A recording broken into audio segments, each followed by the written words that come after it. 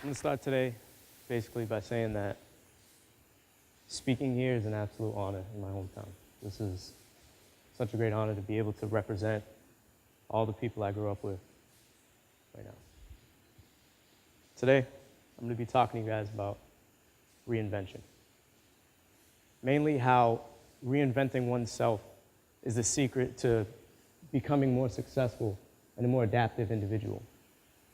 Today I'm going to talk to you about 3 stories. In each of those 3 stories, reinvention is the most prevalent idea and the most important part to take away from.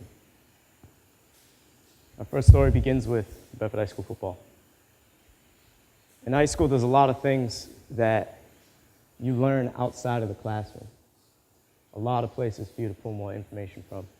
And the biggest extracurricular teacher for me was football. Now, when I played football, there was a kid on the team, and he had this dream of being the starting wide receiver for the varsity team. He was a young kid. He was like 13. Not that big, not that fast, not that strong. And he didn't really play much. When the season started, we knew that our team was really good. And when we were up by like 3 or 4 touchdowns, then he and the other backups would go in, and everyone would cheer for him. They just wanted to see them do well. One day, before practice, coach said, "This kid right here, he's never late. He's never missed a practice. He works as hard as he can. Why can't we have more kids like him on this team?" To me, that was kind of crazy because, again, he hadn't really played. He hadn't done much on the field, but he was setting the precedent for the kind of player that coach wanted. At the conclusion of that season, he decided that he was going to take his mission into the offseason and become the best football player that he could be. He worked every single day after school, starting the day after our freshman season ended, in the weight room, a lot smaller than this one. The Bedford High School weight room does not look like this. It's about, take like 4 of those benches and put them in like a closet-looking kind of area, and you got the weight room. But what this kid had was work ethic.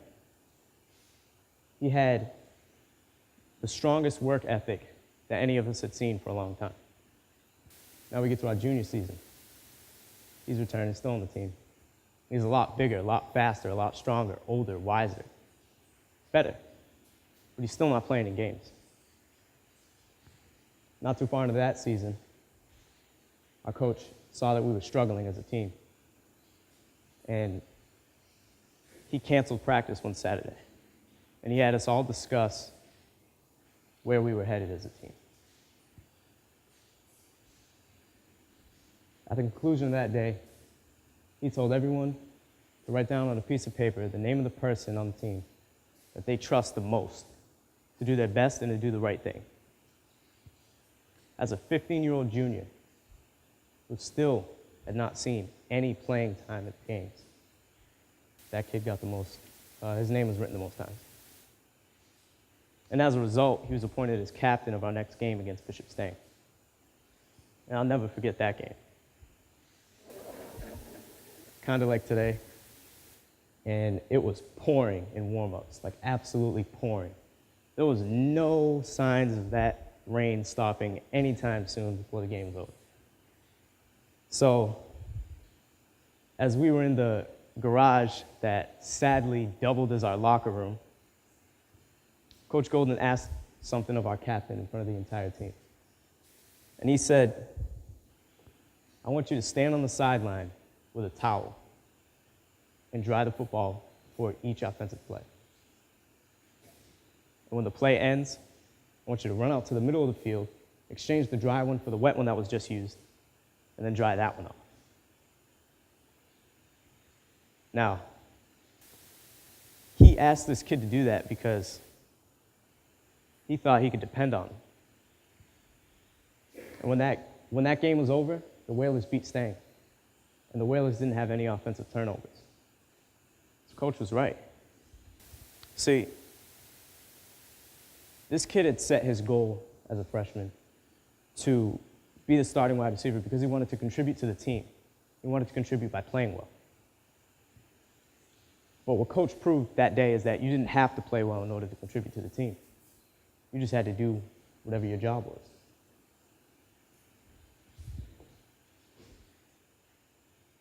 What I learned from that kid was that it's not the goal that determines your success, but it's the results of the actions you take in the pursuit of that goal that determines how successful you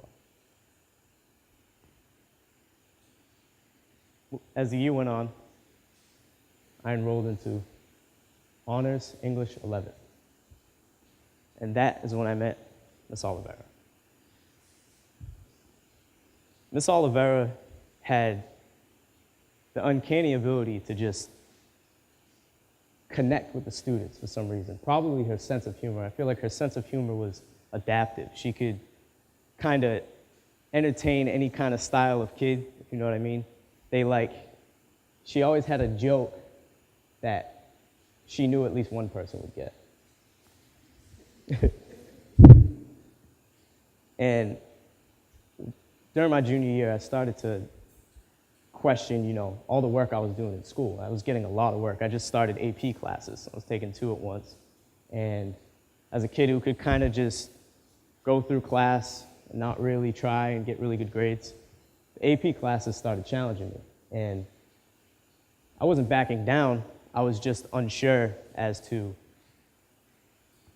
how it would turn out for me, So one day I went to talk to her because I wanted to just, get some of the stress out and just get some feedback or whatever.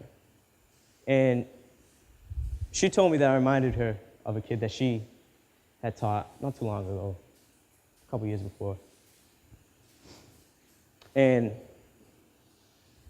this kid had very similar questions about, all the hard work he was putting in, and was it worth it, and when was it going to pay off, But then he thought to himself, well, what is it that I'm working for? And he realized he had no idea. He was just doing school because that's what he had to do. I mean, he thought, okay, I'm going to finish high school, go to college, and then get a job. But then when applying to college started becoming an idea that was running through his mind, he found out, I have to declare a major. I have no idea what I want to do, no idea what I want to contribute to the world. As a result of this confusion, he was plunged into a very dark period of his life. He looked at himself as not a smart kid, because to him, smart meant that you knew a lot of things. He was well aware he didn't know that much about the world. He was undecided. When he saw that on an application, undecided, he couldn't, that word summed everything up. It was all too accurate to him. Becoming a void of his former self, he found out that maybe I should be talking to someone or doing something in order to discontinue this darkness going on in my mind. I can't be doubting everything like this all the time. So I went to myself. He talked to myself, told her about all his problems. And she assured him that she would always listen, always be there to listen. And she thought that that's what the kid really just needed. See, in her class, every day you had to write enough to fill up 1 page of paper. And sometimes you had to follow strict regiment, whatever to talk about, topic or something. And other times you could just talk about whatever you wanted. So one day for class, he wrote this one poem. I don't think he titled it, so I don't remember what it was. But it goes, sometimes we wish to convey, relay thoughts that we can't say, so we don't. They loom over us, first high above, but slowly approach in search of love. Unite with our soul. I'm being chased by this apparition. feeling of perpetual attrition, an enigmatic force. No way to understand it, no way to command it. It grips my heart. Things can no longer be solved. My thought process has evolved, and I fear where it leads me. And when I heard that, I was like, wow, I feel like I understand everything about what this kid's going through. Like that, to me, that was so, I couldn't imagine going through that myself. And what she did was encourage him to continue writing. So just keep writing about it, keep writing about it.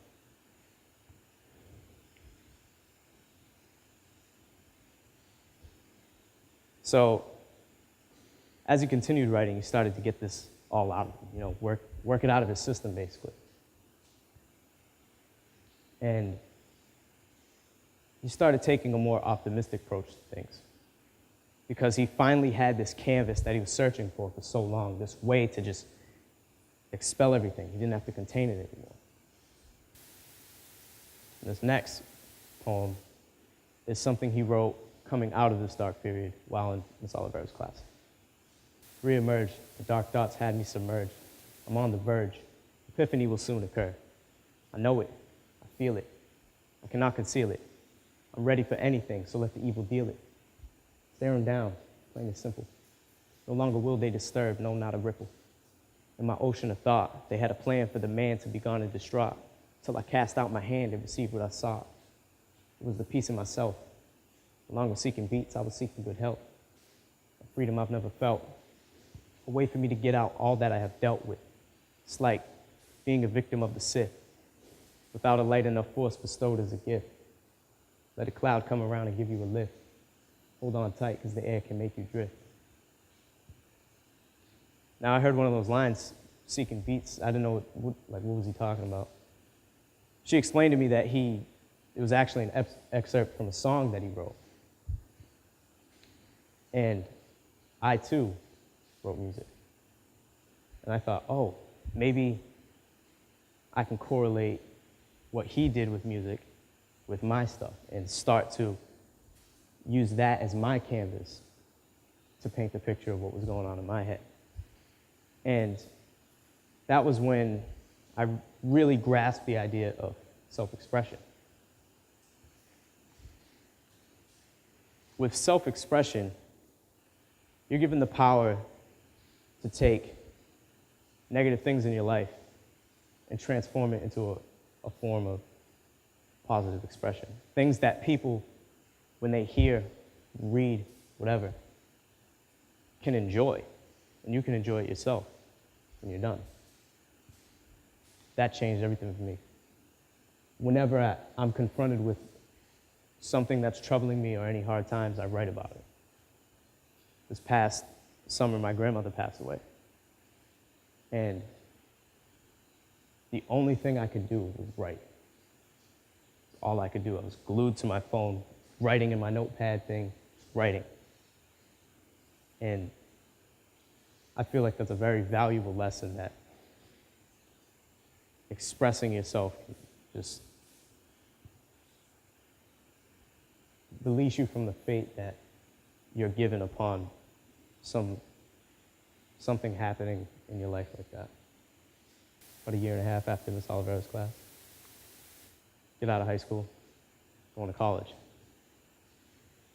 College is funny because,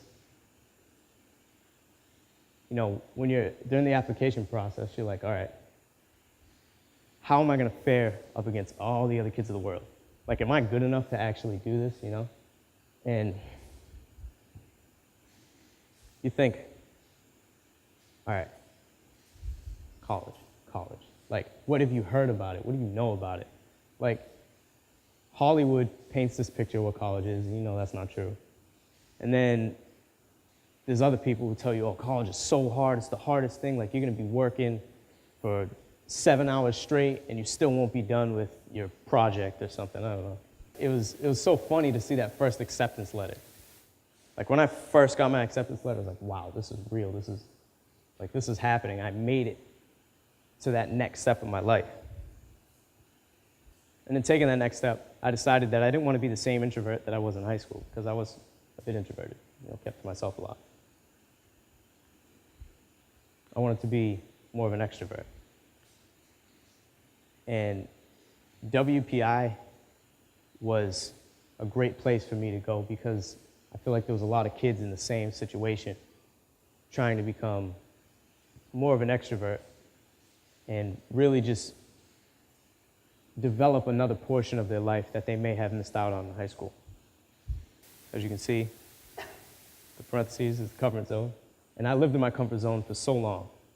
In college, I decided to experiment a little bit. And not experiment in any ridiculous ways. I'm just talking, go to more social activities, like a football game. I was always at the football games. I never really got to experience the other side of it. So I did a little bit of things like that, stepped outside of my comfort zone. This included things like trying sushi for the first time, which I thought I would never try and or like. It's kind of good. And joining a fraternity. I'm a proud member of the Zeta fraternity. And in high school, I probably wouldn't have taken the chance of trying something completely new like that. It felt good to successfully experiment, but I realized that you can't try too many new things, too many things that aren't directed towards what you're there for. And it was funny, I learned this through seeing other people get into college and completely forgetting what college is meant to do, which is get you a degree. They disregarded everything, and they were just like, okay, I'm just gonna go wild. And I didn't want that to be me. So I made sure that I kept this balance of all the things in my life, because I know that in order to be successful, you have to balance everything in your life. The most successful people are involved in so many things, I felt, especially in school. You're in this club, president of this club. Still get good grades, and you're athletic. How? Balance. And that's the current reinvention I feel like I still go through today. I'm trying to master because, again, I want to succeed in so many different aspects of my life and be involved all over campus. Now, the first two stories I told, you could probably tell, were about me. Thing is, I was making consistent adjustments to my actions and my demeanor in order to become an augmented version of myself. And anyone can do this, because I was just some high school kid, reinvented myself, learning things that famous people have probably said already. There was a quote earlier today by Gandhi that I saw, and I was like, wow, that's funny, because I thought I made this big epiphany learning that in high school. Someone had already said that. Everyone can come to these conclusions, and they only mean something when you come to them yourself. I'm just an average 19-year-old who doesn't really know much about life. But there's one thing I know for sure, is that I'm going to be successful, and that success is going to bring me happiness. Thank you.